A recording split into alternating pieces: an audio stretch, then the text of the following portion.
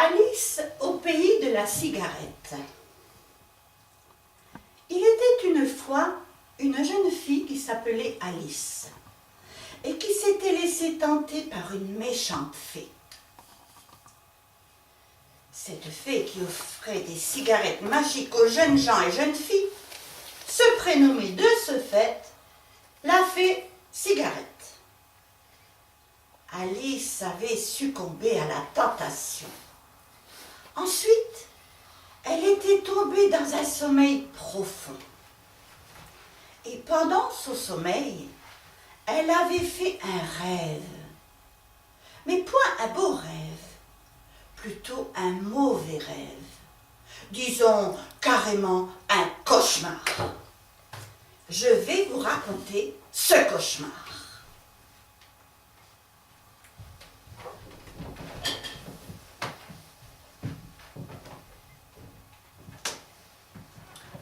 Au clair de la lune, mon ami Pierrot, prête-moi ta plume pour écrire un mot.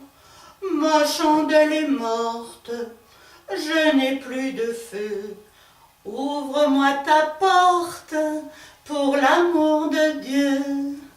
La la la la la la la la la.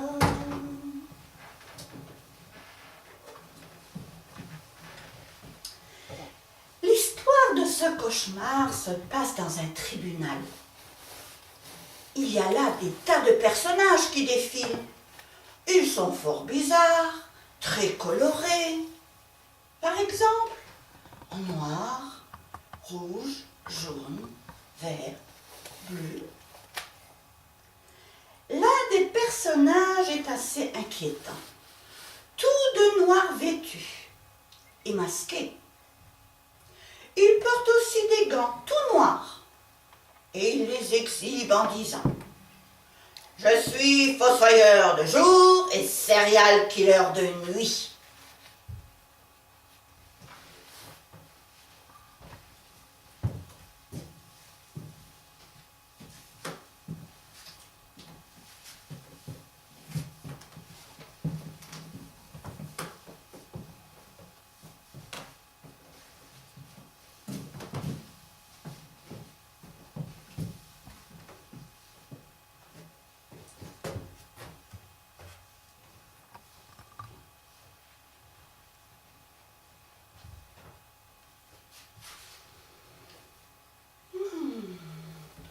Fossoyeur de jour, serial killer de nuit.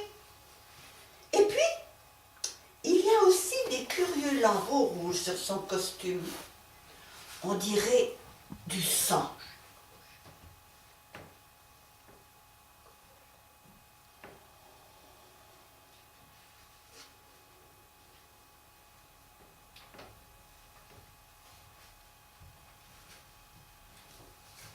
Cet homme, Alice l'apprendra plus tard, est un magicien.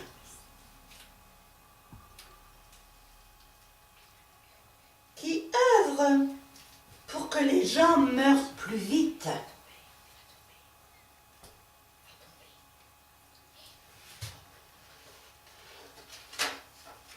Il les fait mourir d'une très grave maladie. Quel est le nom de ce vilain personnage? Il dit s'appelait Monsieur C. C comme carcinome. Mais carcinome, ça veut dire cancer.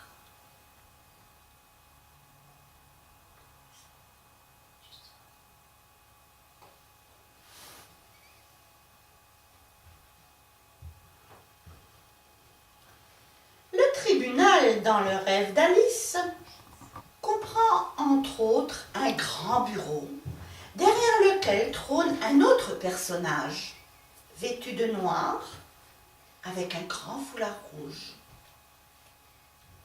Il s'agit du président du tribunal, Monsieur Business.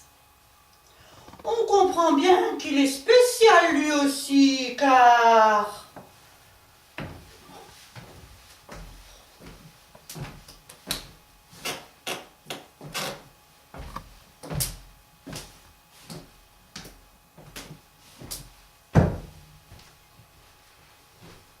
Alors il est spécial lui parce que, au lieu de porter une perruque, comme les juges dans le temps, il porte un chapeau. Et vu son allure, on comprend qu'en plus, il fait partie d'une vilaine mafia.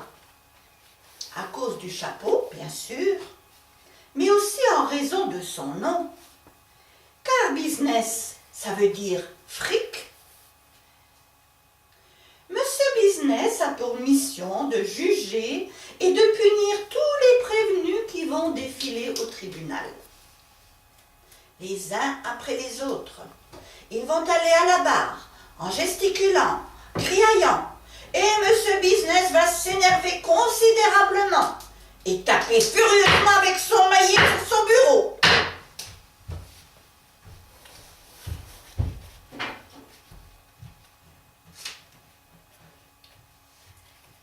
Et maintenant, c'est au tour de Madame Chips d'être introduite.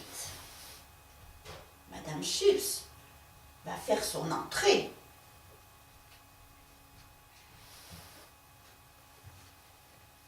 Madame Chips, convoquée au tribunal de Monsieur Business.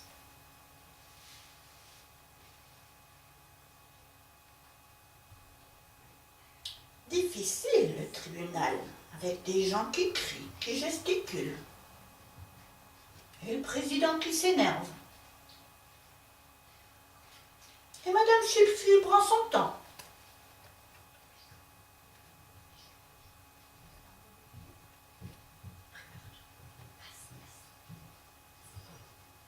C'est au tour de Madame Chips de faire son entrée.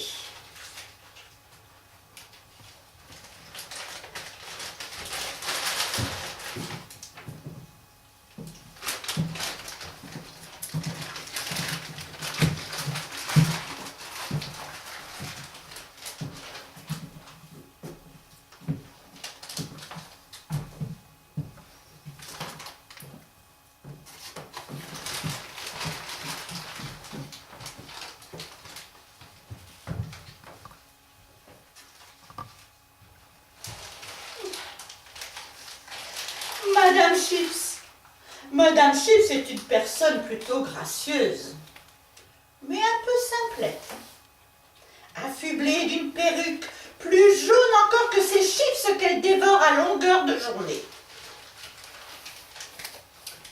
En fait, Madame Chips, c'est l'épouse d'un certain Monsieur Saucisse. Ce Monsieur Saucisse, tout de rose vêtu, a une tête de cochon, au sens propre du mot. Une vraie tête de vrai cochon. Sûrement, à force de fabriquer des saucisses, se sera-t-il transformé en cochon.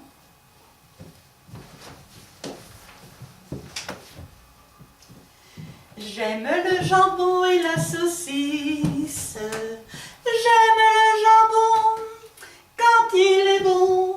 Mais j'aime encore mieux le lait de ma nourrice.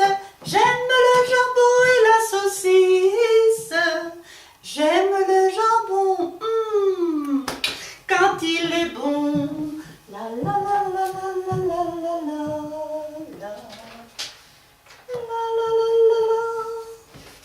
la la la.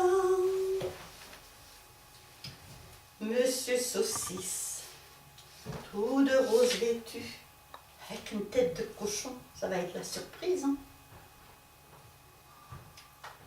Monsieur Saucisse est transformé en cochon.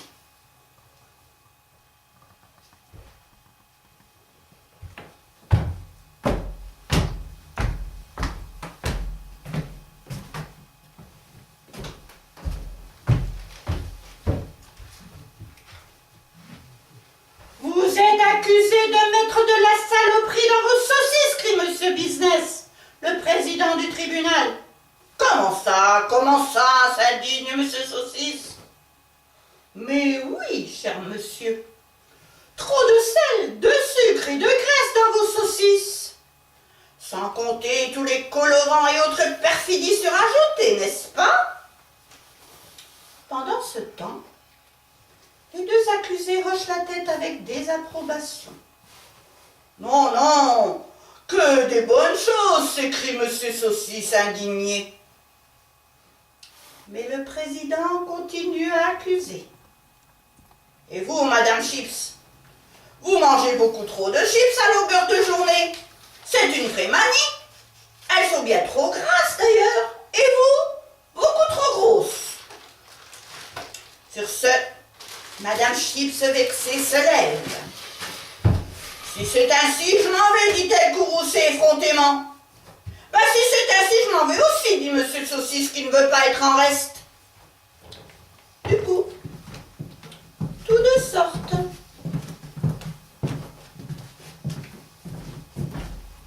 Et le président reste seul dans son tribunal.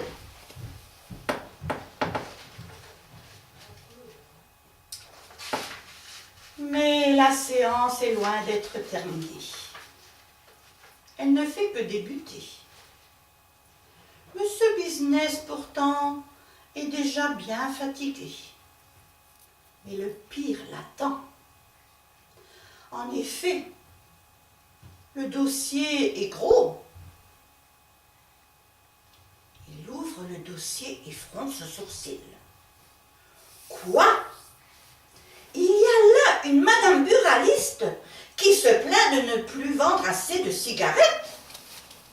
Un monsieur OGM qui menace de faire pousser aux crabes des pattes de grenouille et aux éléphants, aux dromadaires des troupes d'éléphants. Et un certain monsieur Tchernobyl aussi, absolument effrayant, avec une tête qui semble faite de métal fondu, et sur la poitrine, il a une tête de mort. Il y a aussi un alcoolique qui ne tient plus debout, qui titube, qui gesticule, qui bégaye. Il s'appelle Monsieur Alcoolo. Un nom très approprié pour un alcoolique. Ce Monsieur Alcoolo, il a un nez dont on ne sait pas trop si c'est plutôt une tomate ou une aubergine, tellement il est gros, long et rouge. Et quand il bouge la tête, son nez se met à hocher.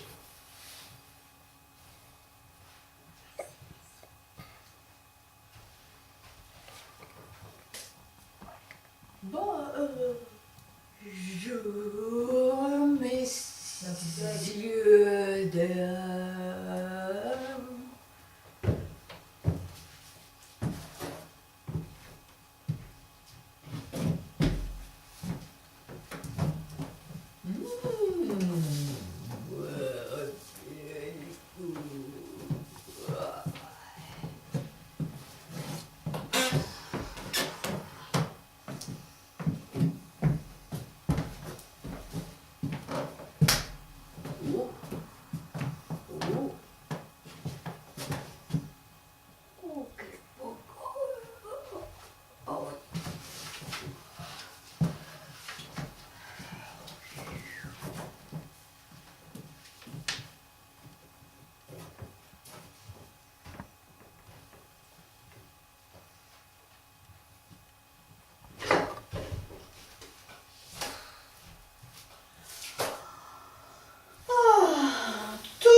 Énergumènes sont convoqués au tribunal parce que Monsieur Alcoolo est accusé de mettre trop peu de glace dans sa vodka et trop de vodka dans sa glace. Madame Chips est trop grosse et mange trop de chips. Son mari, Monsieur Saucisse, il empoisonne les gens avec ses saucisses, trop grasses, trop salée, trop grosse, trop longue. Monsieur C, comme déjà dit, tue les gens à petit feu. Et le mystère demeure entier. Avec quoi les tue-t-il? Monsieur Tchernobyl, lui, il a empoisonné la planète avec de la radioactivité et il prétend que c'est faux. Parce que, soi-disant, il s'est arrêté à la frontière luxembourgeoise. Mon œil.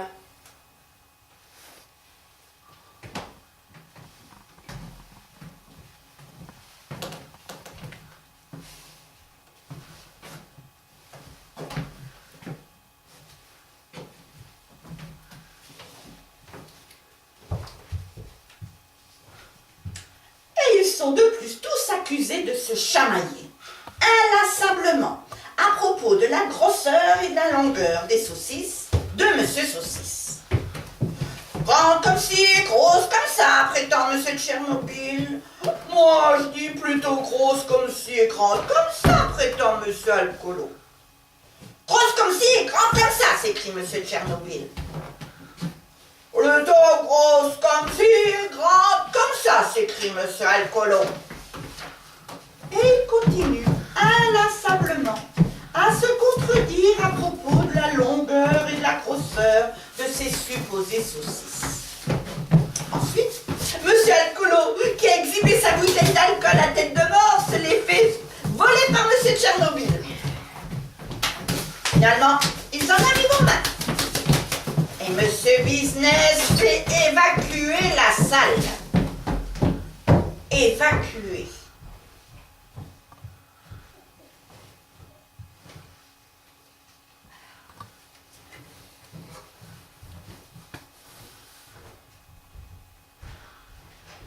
Quant à Monsieur Saucisse en coulisses, il revendique haut et fort l'excellente qualité de ses saucisses.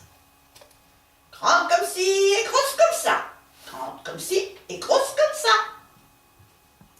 Et Monsieur Alcoolo, il énumère tous les alcools adaptés pour avant le repas, pendant le repas et après le repas.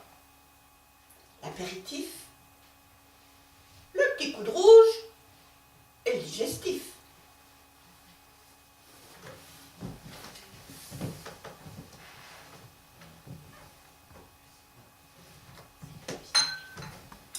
Boire un petit coup, c'est agréable.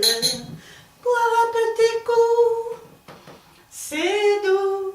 Mais il ne faut pas rouler dessous la table. Boire un petit coup, c'est agréable. Boire un petit coup, c'est doux. La la la la la la la la la la.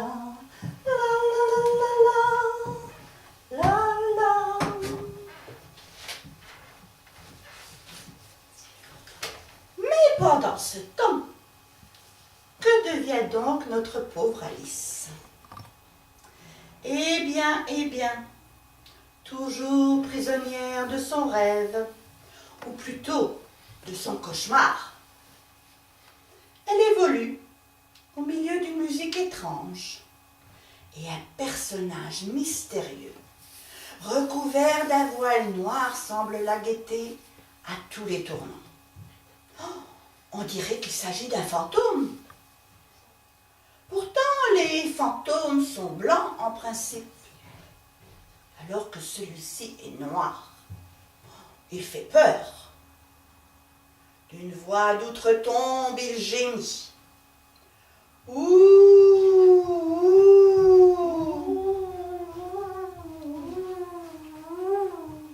Et Alice, dans son rêve, cherche à lui échapper désespérément.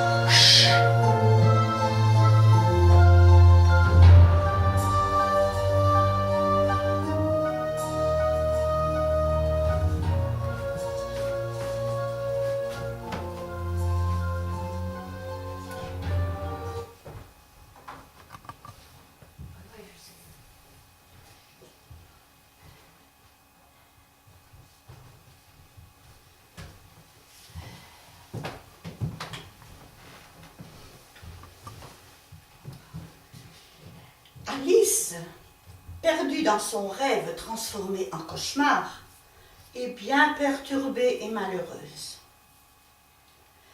Mais c'est là que deux autres personnages vont apparaître dans notre récit.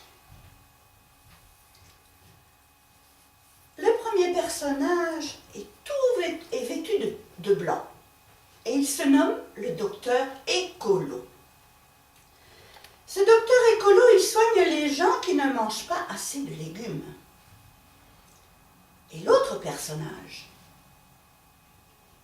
est habillé tout en vert et il se prénomme justement Monsieur Légume, vert comme les légumes.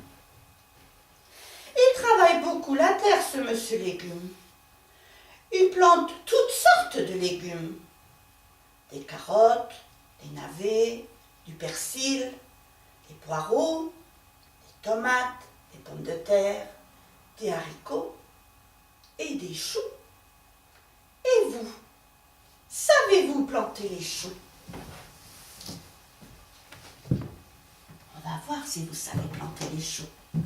Savez-vous planter les choux à la mode? À la mode, savez-vous planter les choux? À la mode de chez nous. On les plante avec le pied. À la mode, on les plante avec le pied. À la mode de chez moi.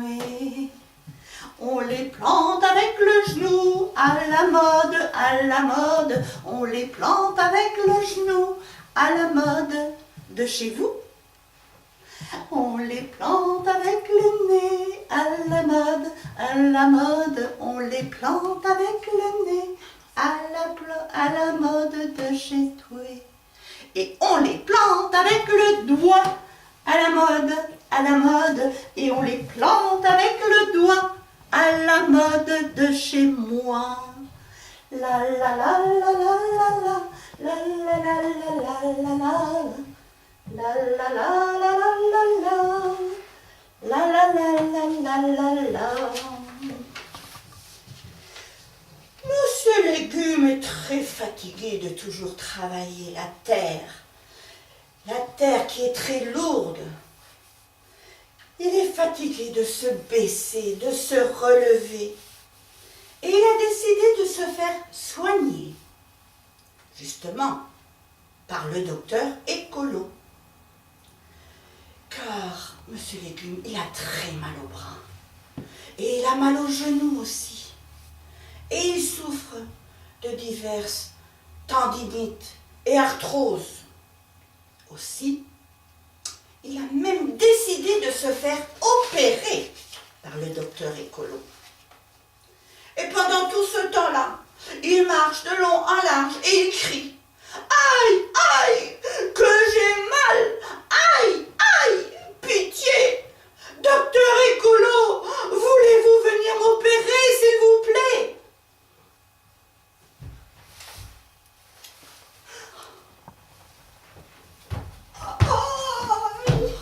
Aïe, aïe,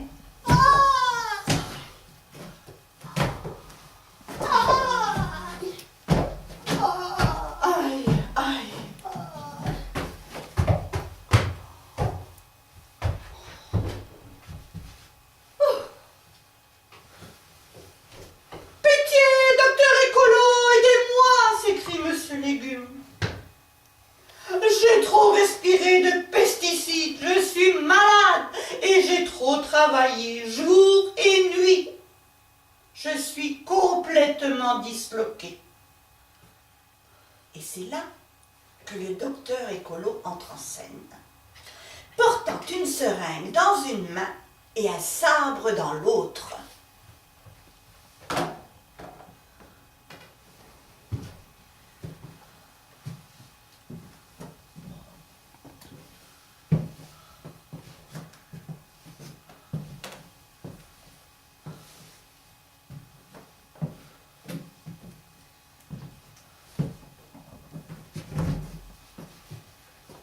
Qu'est-ce qui ne va pas demande-t-il de sa grosse voix de basse. Pitié, docteur Écolo, opérez-moi, mais sans me faire mal, s'il vous plaît. implore Monsieur Légume. Alors, le docteur écolo laisse fuser un gros rire méchant.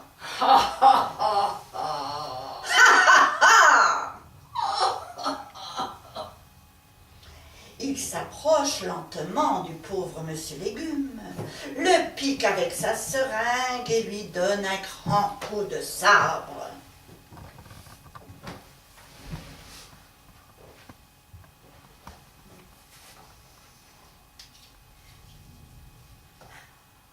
Aïe, aïe, gémit Monsieur Légume, aïe, aïe.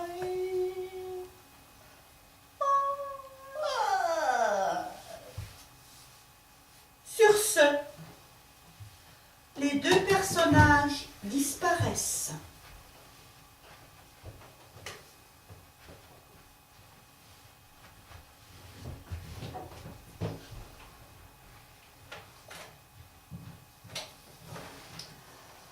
Curieux tribunal, vraiment. Transformé du coup en salle d'opération. Un tribunal transformé en salle d'opération. Avec un pauvre Monsieur Légume carrément estropié. Mais que va-t-il donc advenir de lui? Eh bien, il sera lui aussi victime de cette mystérieuse et méchante fée cigarette. Mais tout à l'heure, nous en saurons davantage. En attendant, la séance du tribunal se poursuit. Parce que tout le monde n'a pas fini de témoigner. Le président du tribunal, M. Business, il appelle à la barre à nouveau M. Saucisse. Monsieur Cochon, là, avec la tête de cochon, et ses saucisses trop grasses, trop longues, trop grosses, trop salées. Mais cette fois, il n'est pas convoqué tout seul au tribunal. Il va être accompagné de sa cousine d'Amérique, Madame Hamburger. Et voilà convoqués tous les deux au tribunal. Mais le problème, c'est que Madame Hamburger et Monsieur Saucisse sont cousin-cousine, mais ce sont des ennemis mortels. Ils ne peuvent pas se voir. Ils se haïssent. Ils ne se regardent jamais. Et seule fois ils se regardent, c'est pour pour se disputer. Pas pour s'engueuler. C'est pas beau s'engueuler. Se disputer.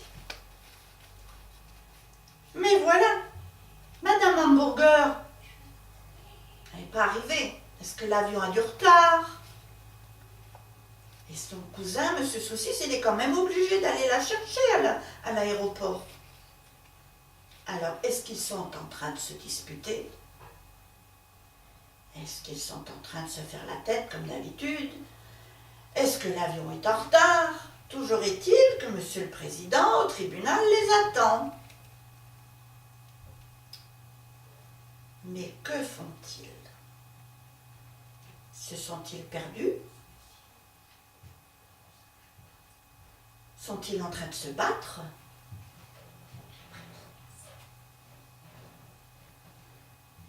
Madame Hamburger et Monsieur Saucisse, ennemis mortels, ne se regardent jamais. Mais qu'est-ce qu'ils peuvent se disputer?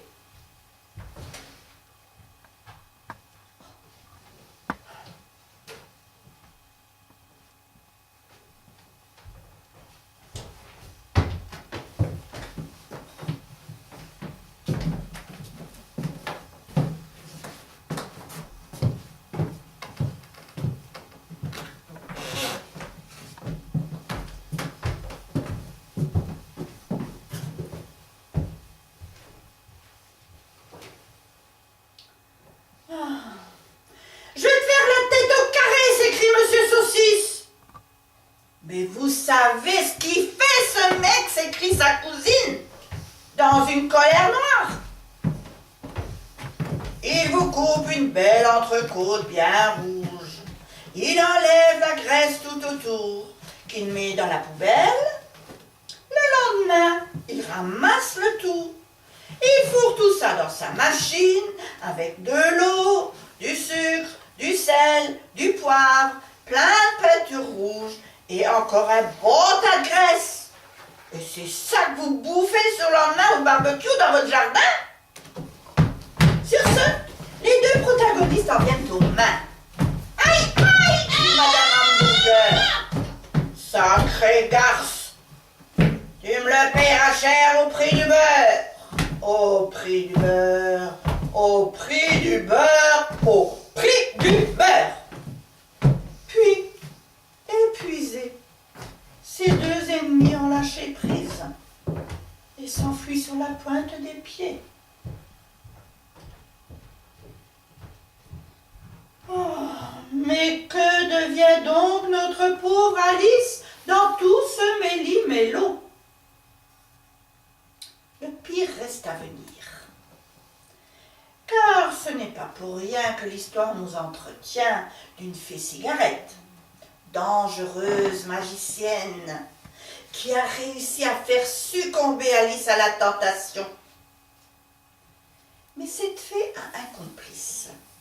Justement, ce fameux Monsieur C, là, C comme carcinome, et carcinome qui veut dire cancer. Mieux vaudrait carrément l'appeler par son vrai nom, ce monsieur. Monsieur Cancer. Ces deux complices se complètent pour tuer les gens à petit feu. Et de temps à autre, Monsieur Alcoolo, il participe lui aussi au carnage. Alors à eux trois, ils forment une sacrée bande. Mais la fée cigarette est très maligne. Elle prend des airs doucereux pour séduire les filles et les garçons. D'ailleurs, comme une sirène, elle leur chante des chansons mélodieuses qui ne font pas peur du tout, du tout. Non, au contraire. Il paraîtrait plutôt pur et angélique ces chants. Pour mieux encore attraper filles et garçons. Vous l'avez bien compris, n'est-ce pas? Et pour que tout soit encore plus beau, la fée est belle, très belle, et elle agite de jolis voiles blanchâtres et transparents, comme la fumée de cigarette.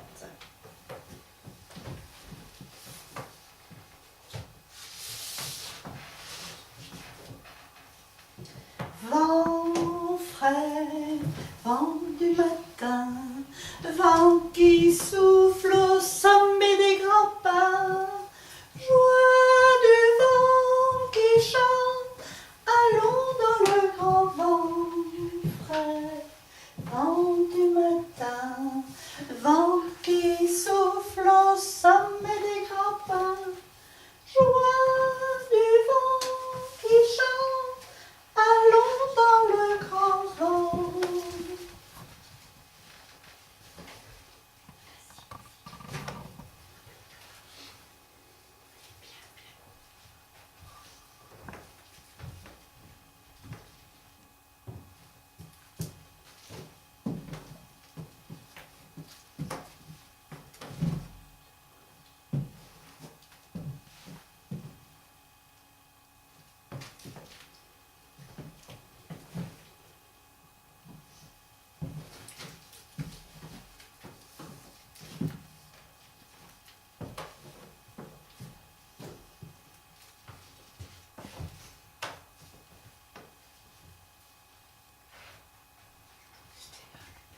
Bien sûr, la fée sorcière guette notre pauvre Alice, laquelle, plus perdue que jamais dans son mauvais rêve, ne retrouvant plus son chemin vers le monde rassurant des jours ordinaires, va justement à nouveau rencontrer la méchante fée, laquelle, à présent menaçante, va essayer de lui imposer de fumer en même temps 3 énormes cigarettes.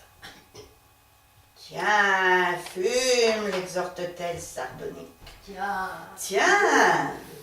fume.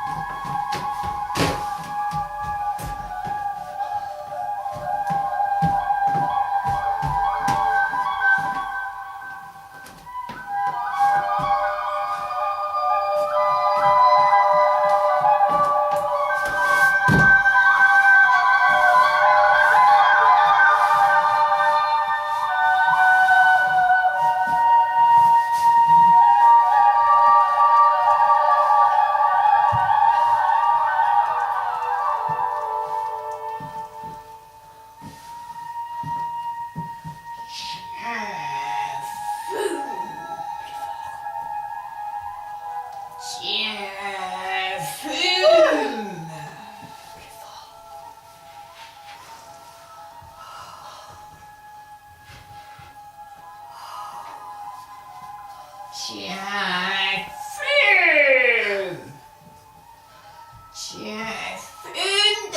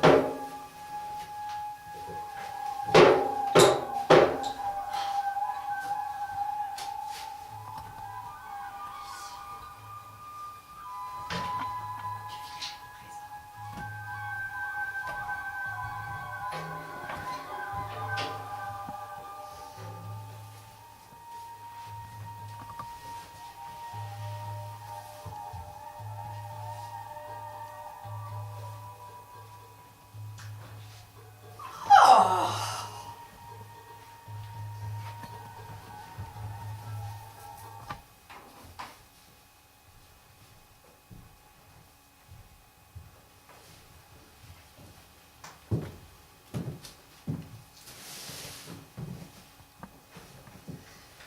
Que va-t-il donc bien pouvoir advenir de notre pauvre Alice, entièrement prisonnière d'un grand catafalque noir?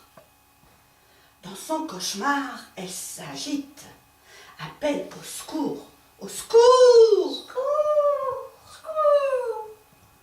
Je promets que plus jamais je ne toucherai à l'une de tes dégoûtantes cigarettes, méchante sorcière, gémit-elle d'une petite voix faible. Ha ha ha, répond la fée sorcière. Ha ha ha.